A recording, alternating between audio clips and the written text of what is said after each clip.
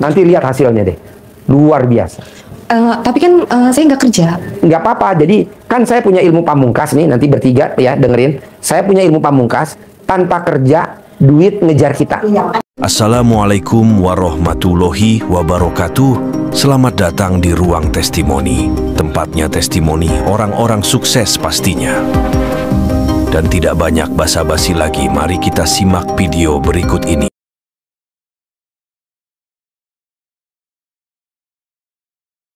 Gimana ceritanya nih, tahu RDI? Siapa dulu yang tahu? Saya. Oh iya, banyak tahu RDI. Gimana ceritanya? Pertama nonton di YouTube, pertama viral dulu di IG, terus aku lihat, terus aku cek di Facebook, di YouTube, terus nonton. Cuma bisa ngamalin itu cuman alhamdulillah sebanyak-banyaknya. Benar memang ada aja rezeki. Tapi namanya yang nyari uang adalah suami. Dibohongin tapi nggak apa-apa. Tapi alhamdulillah apa yang diminta ibaratnya cuma makan gitu kan, rezeki maksudnya uang suami itu kan nggak cukup banget, tapi untuk makan mah alhamdulillah gitu. Dari situ aja hal yang kecil gitu kan tanpa kita hitung tapi memang ada gitu, nyata. Tapi baru ngamalin itu alhamdulillah sebanyak-banyaknya. Kenapa nggak praktekin alhamdulillahnya 999 kali sehari 27 kali? Iya, itu belum, kayaknya untuk menghitungnya belum nyampe, tapi sebanyak-banyaknya alhamdulillah. Oh iya. Gitu, Nanti rezeki. coba praktekin bacanya alhamdulillah, alhamdulillah, alhamdulillah 999 kali. Sehari bacanya 27 kali. Nanti lihat hasilnya deh. Luar biasa. Tapi kan saya nggak kerja. Nggak apa-apa. Jadi kan saya punya ilmu pamungkas nih. Nanti bertiga ya dengerin. Saya punya ilmu pamungkas. Tanpa kerja, duit ngejar kita. Iya, makanya saya pengen kayak gitu Pak. Oh, mau. Saya 22 tahun saya udah nggak punya suami, udah 15 tahun. Saya tinggalin anak-anak. Jadi anak berapa?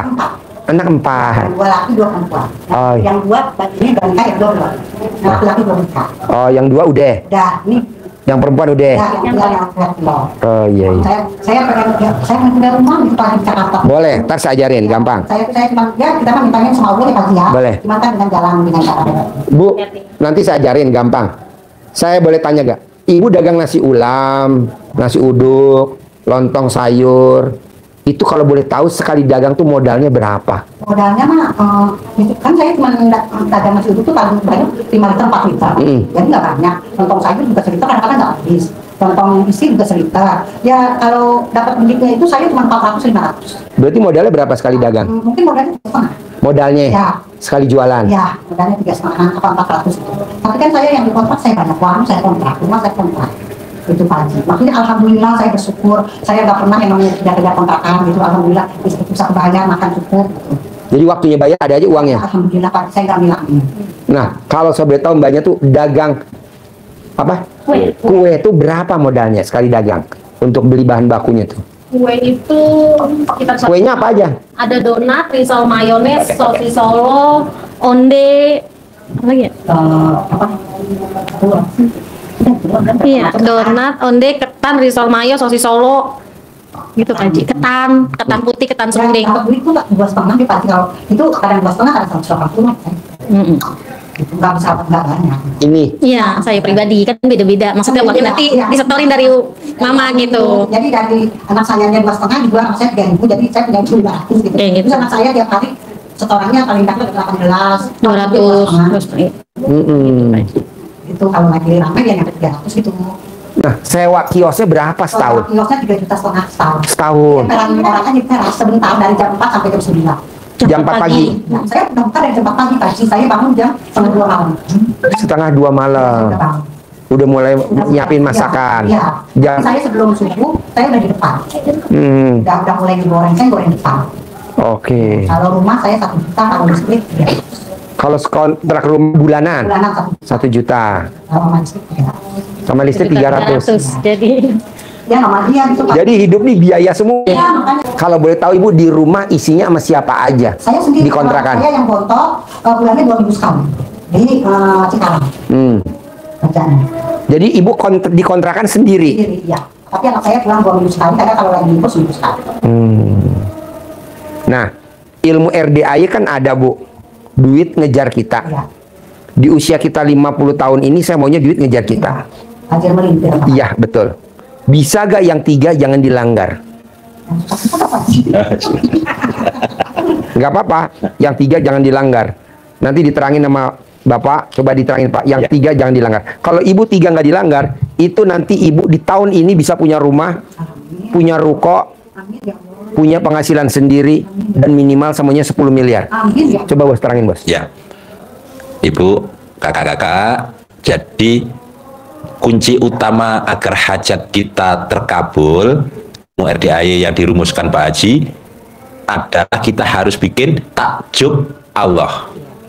Harus bikin takjub Allah. Iya, tuh utamanya di situ.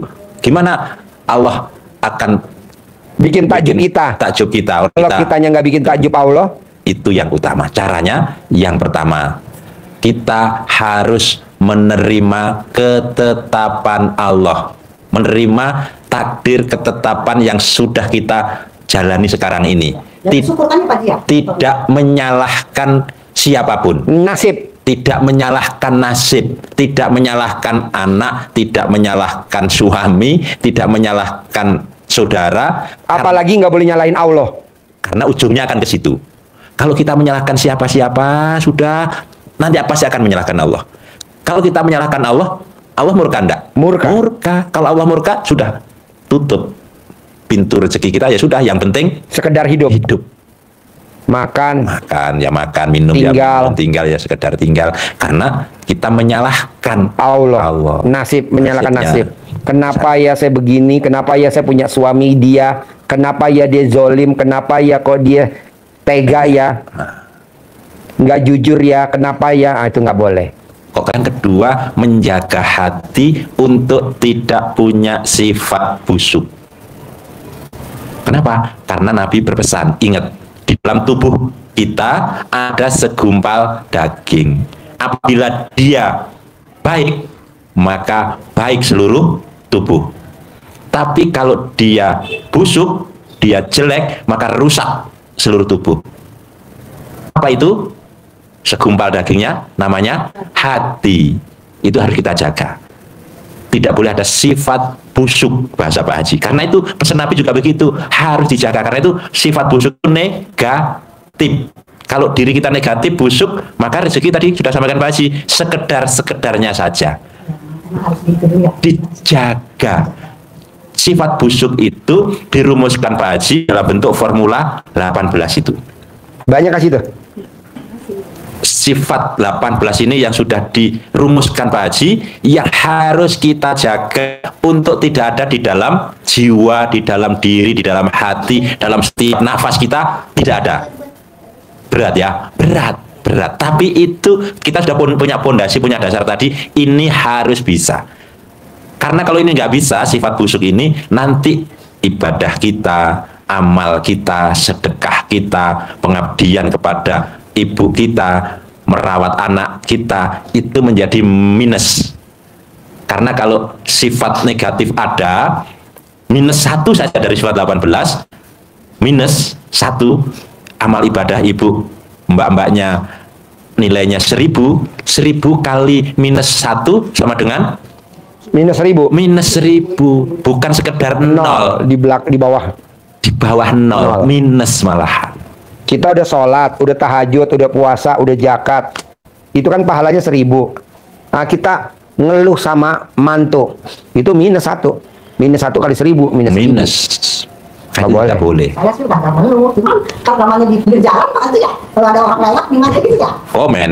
itu iya. Ada nggak di situ komen? Ada nggak? Ada nggak? Ini Ada. kayak orang nyinyir gitu Pak. Kok gitu ya? Nah, ngomenin. Nggak boleh. Pak Haji ya, ada yang begini, ada yang begini, kenapa sih kok gitu?